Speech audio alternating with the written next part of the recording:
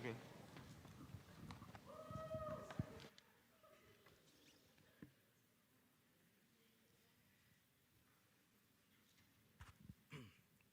Good afternoon, youths. And thank you. I want to thank Pastor Marianne for inviting me to deliver God's word today. Actually, she invited me, I think it was December last year. So that was how long she gave me the stress. You know, for the last 3 months, I've been quite stressful about today and make sure that I share a message that's relevant to all of you. Okay, the topic I want to talk about today is actually about being the greatest. Okay? You can put up the slides already if it's not there. Okay, in a fast-paced and often competitive society like Singapore, right? We can't help but get caught up in the rat race. I think your parents always want you to be the best. Your teachers always want you to be better. Your tutors, your coaches or instructors in school want you to achieve excellence. And even your cell group leaders and I think your pastor wants you to do more, right? Okay, I want to say that there is nothing wrong with all these. God also desires that we be the best versions of ourselves.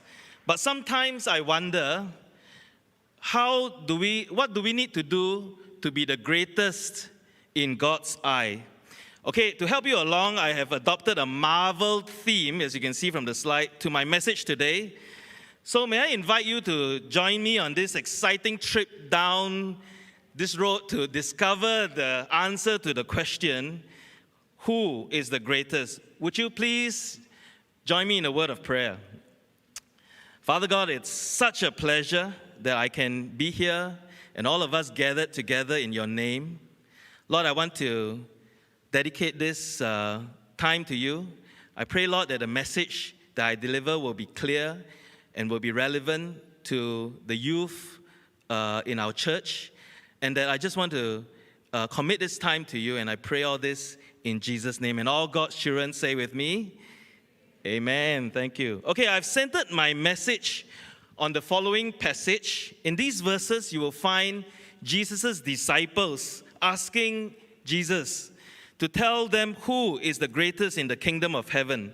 Shall we read the word together? If you can turn with me to the book of Matthew chapter 8, verses 1 to 4. Okay, Matthew 18, 1 to 4. You can see on the screen. It says, at that time the disciples came to Jesus and asked, who then is the greatest in the kingdom of heaven? Jesus called a little child to him, placed the child among them, and he said, truly I tell you, unless you change and become like little children, you will never enter the kingdom of heaven. Therefore, whoever takes the lowly position of this child is the greatest in the kingdom of heaven. When I read this passage, my first reaction was, wah, jialat. Why? Because I asked, am I like a little child? I went to look at myself in the mirror and I saw no resemblance of a child. I went to step on the weighing scale and definitely no indication of a child. I went to see my wardrobe. There was nothing in kid's size. So what was Jesus actually referring to when he said, be like little children? Then I asked myself, when was the last time I felt like a little child? And then I remembered my love story. Okay, this is why I call it the love story. I call it because, why you laugh? I call it because my love story, because that was the first day I met my wife. Okay, some of you know Auntie Annie, if she can wave. Okay, yeah, and it was a very interesting encounter. It's certainly not how most people will meet your lifetime companion. I didn't meet her in the workplace. I didn't meet her in school. I certainly didn't meet her over kopi meets prata, is it? Or coffee meets bagel. Yeah.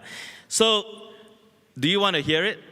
Okay, yeah, okay. I tell you what is this love story, okay? So, way back in 1993, I mean, that's a long time ago, I had gone on a holiday to KL. with another friend, because we had a little business venture, we went to sell T-shirts that I designed, and we made a small profit, okay? And to celebrate, we decided to take a holiday in KL. And because we were on a shoestring budget, we could only take the train, the KTM train, up to KL. And actually, at that time, it's not uncommon for people to take trains. I think now it's, if your parents want to go to KL, it's probably fly there or drive, right? But back then, a lot of people take the train. It's quite common, right? So after a couple of days of eating and shopping, it was time to come back to Singapore. So we headed back to the KL train station this time. But to our surprise or to our shock, there was a huge crowd there. And the queue for the trains, the Singapore-bound trains, was horrendous. So it was at that time when I suggested to my friend, I said, why don't we take the plane? And even though I was 23 years old back then, now you can work out how old I am now, but I was 23 years old back then, and I had never taken a plane before. I think most of you here would have taken a plane or would have taken a plane by the time before you hit 23. Okay, so we made our way to the old KL Subang Airport, and after buying our flight tickets, we went to the Delhi, France that was nearby, so waiting for our boarding time. And out of the corner of my eye, I saw a beautiful girl sitting alone. And as chance would have it, the whole Delhi, France was very packed except for 2 empty seats next to this beautiful girl. So without any hidden agenda, except to rest, I went to sit on those empty seats. And actually, this beautiful girl resembled a MediaCorp actress. Okay, really, she really looked like the actress. And so when I sat down, I asked her, are you Cassandra C? Okay, don't bother Googling who is Cassandra C now, because this actress definitely hasn't aged as well as my wife. Okay, yeah. So obviously, Annie said she wasn't. And then we chatted for a short while. And I found her very nice. And out of that short encounter, I was quite smitten by her already. Okay? But that's not the point of my story. What I want to tell you is my childlikeness when I took the plane. So when we boarded the plane, I was so excited. I was taken in by almost every detail about the experience. I noticed the transit area. I noticed the aero bridge, when you walk into the plane. I noticed the seats, the luggage area, the cabin crew, everything. And when it was time to take off, again, it was so exciting. I stretched my neck as far as I could, because I didn't get a window seat, to see the scenes outside. And it was a very short flight. I think it was only about 40 or 45 minutes. And soon it was time to land. And again, that excitement of landing, I clutched at the armrest as if I was on the USS roller coaster. And by the time the plane landed and we were disembarking, you should have seen the smile on my face. I was smiling from ear to ear. Well, I marveled and soaked in the entire experience of my first flight like a little child. So that was actually the innocence of a young man who marveled at flying on an aeroplane for the very first time. Do you think I still behave like this when I fly? Well, there was a time in my career when I had to fly all around the world almost every other week.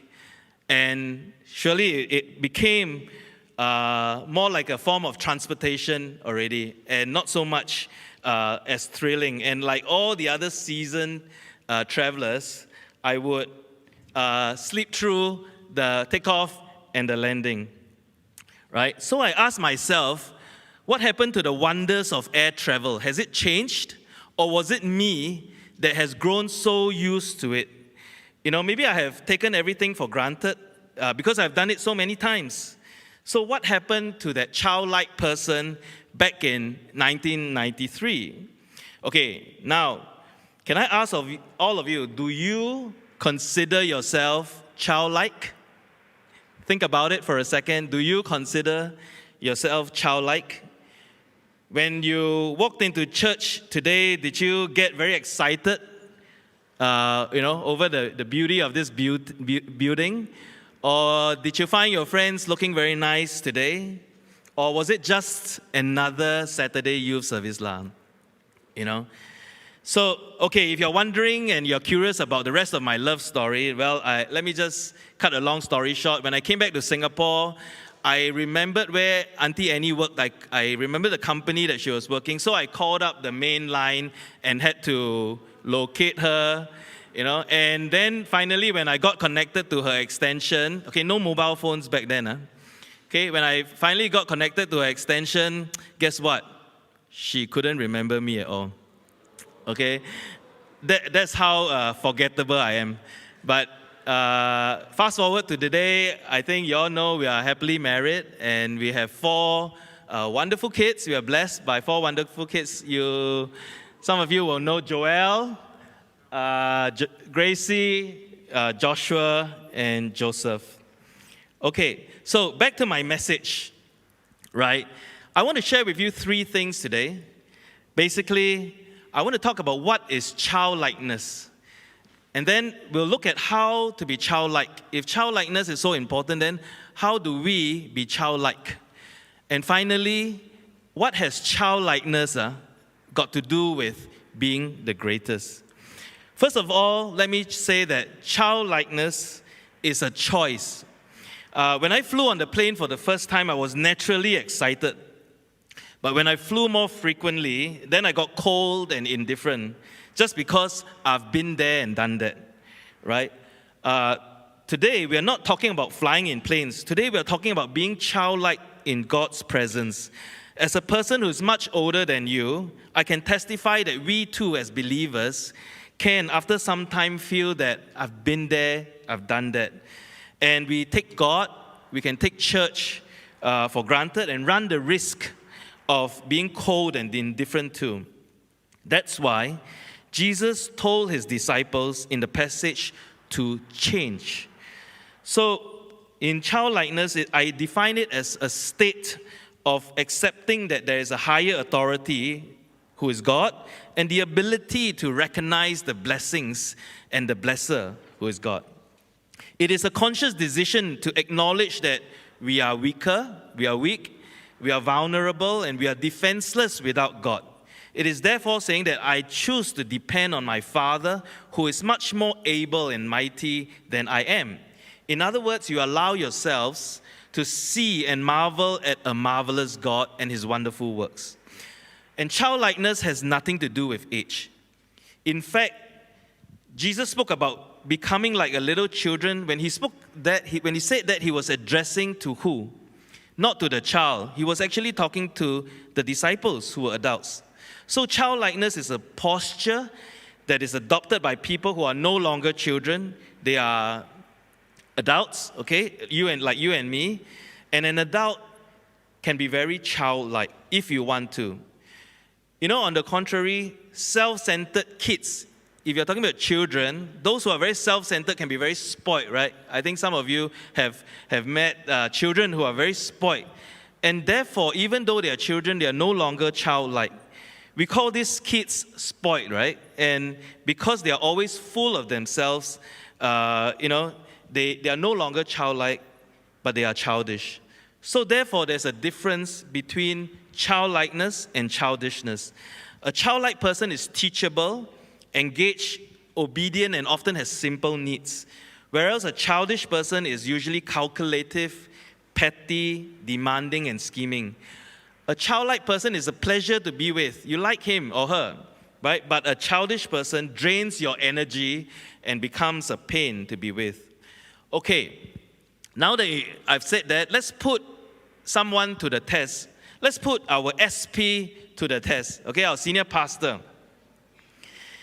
Do you think he is childlike? Do you think he's childlike? Well, have you heard how our SP talk about the new CLIP project? Whenever he talks about the Alpha Wing, the Omega Wing, the new King's Highway. You know, you sense that excitement over the blessings that he's had. Sometimes I feel like he's like a child describing how his father is going to take him to Disneyland. He's obviously excited and he's energized, and he wants to pass on that enthusiasm to the rest of us. He doesn't brush it off as, oh well, this is just another building. I've constructed buildings before, so no big deal. Instead, we see the twinkle in SP's eyes. We see the extra bounce in his steps. And do you know, he is already 72 years old this year, and yet he is so childlike. We also know that when SP led all of us to the CLIP project about 3 or 4 years ago, he was very cautious. He was very apprehensive. He was very careful to lead the church to CLIP. And until he knows that this is what God wanted for LSBC, we know he wouldn't move. This is also childlikeness. It reminds me of a child jumping into the deep end of a swimming pool. He's very cautious. He just wants to make sure that his daddy is there to catch him when he hits the water. Otherwise, he won't jump. This, to me, is also very childlike. So youths, now that you know what is childlikeness, it has nothing to do with age. It has everything to do with your choice and whether you want to adopt a posture to be childlike before God. Okay, I'm going to share with you how to be childlike, and to help you understand, I'll give you 6 easy steps. Okay, and I'll use the acronym MARVEL. Okay, to describe these 6 steps to be childlike. I'm sorry, there's nothing to do with Captain America or the Avengers or WandaVision or the new Disney Plus channel. In fact, if you can catch these 6 points, I guarantee you that you will be greater than any Iron Man or Spider-Man. Okay? So let's jump right in. The first letter is M. M stands for meekness. In verse 4 of the chapter, Jesus went on to say that whoever takes the lowly place or lowly position of this child, he shall be the greatest in the kingdom of heaven. In other translations of the Bible, the term humble is used instead of lowly position. We need to be willing to be broken when there is pride. A person who is meek is not ashamed that he needs God. He's got more questions than answers sometimes, and he's open that he is defenseless, vulnerable, and in that state of dependence on God. The word tells us in Matthew 5:5 that blessed are the meek, for they will inherit the earth.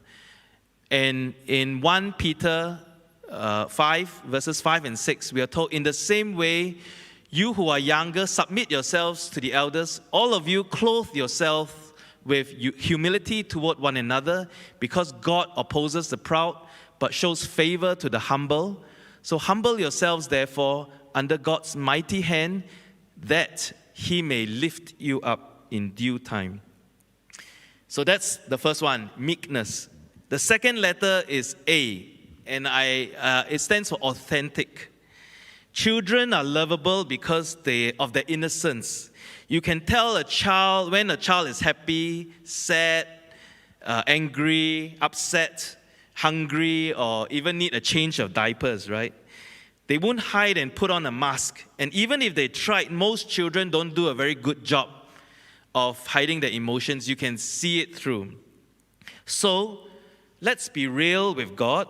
After all, he knows our inner being anyway, right? We are told in Psalms 139, verses 15 and 16, it says, my frame was hidden from you when I was made in the secret place, when I was woven together in the depths of the earth, when your eyes saw my unformed body, all the days ordained for me were written in your book, even before one of them came to be. So we can be authentic, we can be real before God. The third letter is R. R stands for recognize the Father. Children typically look for their mommy and daddy, right? Or even their grandparents or the caregivers whenever they need to feel secure. Research has shown that babies, newborn babies as young as a few days old, can recognize the voice, the touch, and the faces of their parents. So in the same way, can you recognize the Father? Can you recognize our Heavenly Father? So the way to do it is we read His Word and get to know Him better. And then we can recognize our Father when we spend more time with Him and we know His heart and His character. In the fourth letter is V. V stands for value, what is important or who is important. I remember my kids clinging on to their favorite smelly pillow or stuffed toy whenever they want to sleep. They love their pacifiers even up to an age when they should have been already weaned off. That is what gives them comfort and security. These things are often simple, not fancy, not expensive, not branded. Okay? So, who or what do you cling on? Who or what do you put your hope in? Do you know that? In Isaiah 40, verses 30 to 31, we are told, even youths, right? All of us, all of you here, even youths grow tired and weary, and young men stumble and fall, but those who hope in the Lord will renew their strength. They will soar on wings like eagles. They will run and not grow weary. They will walk and not be faint. That is the letter V. The fifth letter is E. E stands for engaged, earnest, and excitable. An engaged child is always eager to participate. He's always the one who stands in front of the line when you're giving out chocolates or ice cream. He's the one that's really gets excited when you want to bring him to somewhere nice like an amusement park. He's the first one to put up his hand when you have a quiz question. So while engaged kids have more fun, those who are spoiled, full of themselves, they can't have fun because everything to them is lame or boring and so on. So, so always remember that we worship the King of Kings and the Lord of Lords. So we need to be engaged, we need to be earnest and excitable. And that also means that you stay tender-hearted and marvel at the blessings that's around you. So in Romans 12:11, it says, never be lacking in zeal, but keep your spiritual fervor serving the Lord. That's the fifth letter. And finally, the letter L stands for learning and growing. Children are always learning and growing. They are inquisitive, they are hungry, they are curious about things. They ask a lot of questions. They are teachable. So as believers, we should always be curious and hungry for more of Jesus, to want and to learn and grow closer to Him, so that the more we know Him, the more we can trust Him. And over time, we want to have less of me and more of Jesus.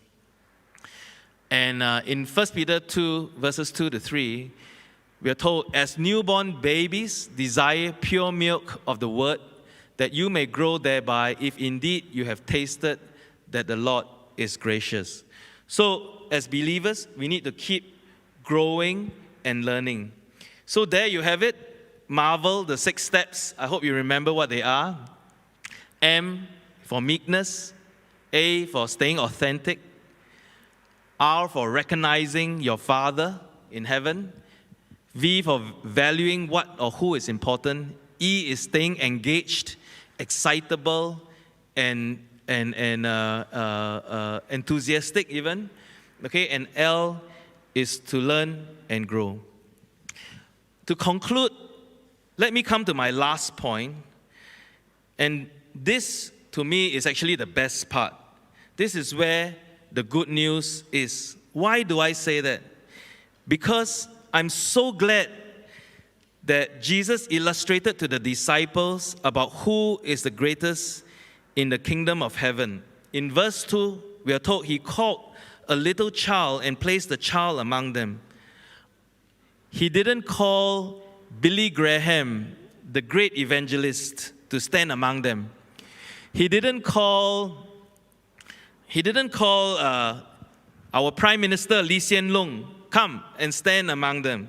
He didn't call SP or Lionel Messi or LeBron James or Joseph Schooling, our National Olympics gold medalist. Neither did he call Albert Einstein or Elon Musk or whoever. Instead, he called a little child to stand among them. Because if he called one of these great people, then what about us? Do we have a chance to be greatest? I mean, there's only one Billy Graham, right? There's only one SP. There's only one PM Lee or one Joseph Schooling in this world. Likewise, I'm glad he didn't give the disciples an impossible list of tasks to do. He didn't say something like, Pastor Marianne, you have to take over SP by the end of the year and lead the church. He didn't say, Tiffany, you need to be the top debater in your school. Or Sao-In, you need to be the best veterinary graduate in Ngee Ann Poly.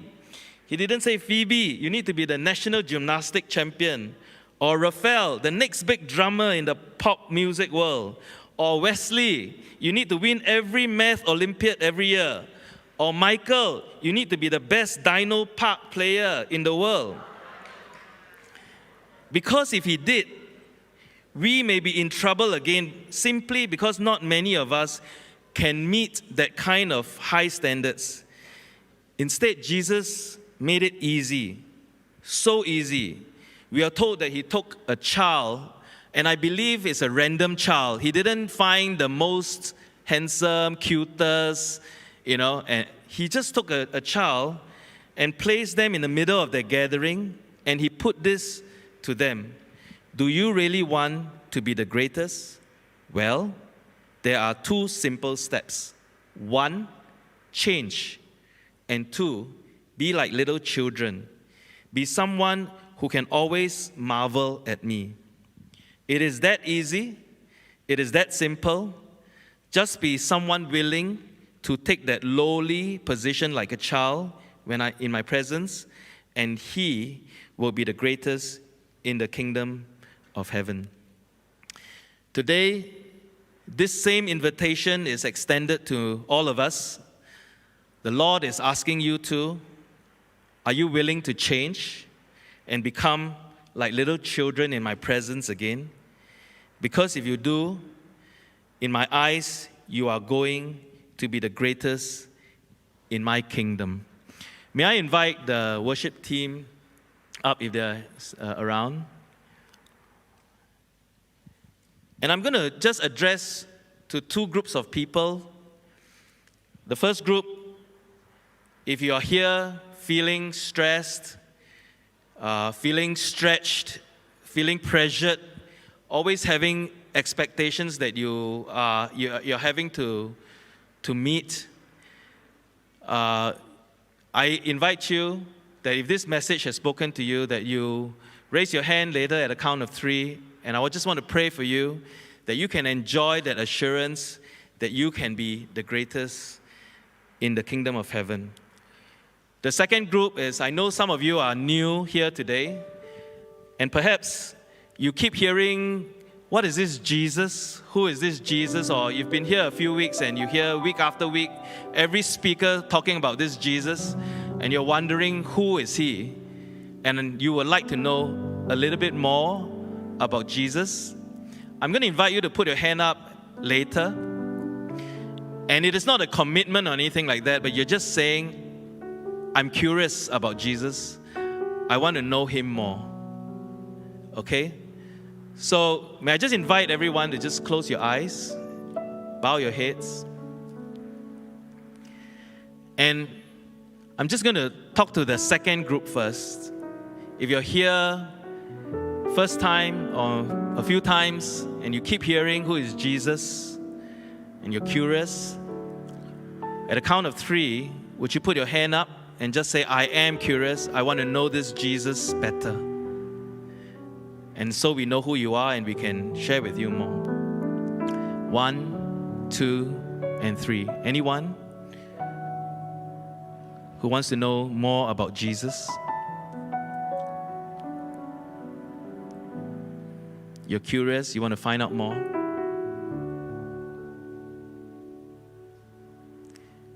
Okay, in the second group, if this message has spoken to you and you said, yeah, I want to be someone special in God's eye again, and I want to be like a child before Him, and I just want to take these 2 steps. I want to change and take a position lowly like a child in God's presence. Would you put your hand up at the count of 3 so that I can just pray for you? 1, 2, and 3. Where you are, just lift up your hands and say, yes, I want to change. I want to be childlike again. Thank you. You can put your hands down. Let's pray. Father God, I thank you for this afternoon. I thank you for the message that you've made it so simple. And for us to be the greatest in the kingdom of heaven, we don't have to jump through hoops and do impossible things. Thank you for the reminder that, yes, we do need to change. Sometimes we have grown cold, we have grown indifferent. Lord, help us to change and be like little children again. Someone who's just marveling at you because you're such a marvelous God and and all your wonderful works. So Lord, I just pray for every youth here. You know who they are and their state of the seasons in their school life or in their young adult life. I pray, Lord, that you touch them right now, minister to them right now, so that they can be assured that you are a Father God that loves them so, so much. And you don't need them to jump through hoops for you. You just want them to be like a child in a Father's presence. Just be themselves, be real, be meek, recognize you, value you, be excitable, engaged, and always hungry to learn and to grow. Thank you, Lord. Bless them, and I commit our youth church to you. And we pray all this in Jesus' name. Amen.